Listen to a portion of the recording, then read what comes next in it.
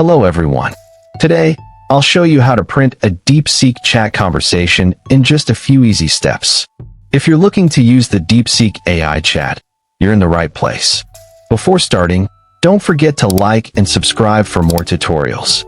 Also, check the description box for helpful tools and apps to print a DeepSeek chat conversation. First of all, open the DeepSeek mobile app on your phone. Now, find and open the chat conversation you want to print. Once the chat is open, scroll through the conversation and make sure all messages you want to print are visible. Now, long press on the chat conversation. A pop-up menu will open. Select Share from here. Now, at the bottom of the screen, you will see different options. Tap on the Create Image button. A new screen will open. To print this conversation, again tap the Share button at the bottom of the screen.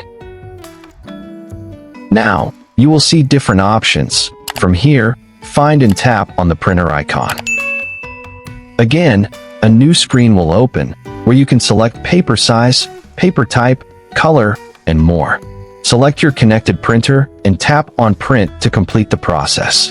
Once done, your DeepSeek chat conversation will be printed successfully.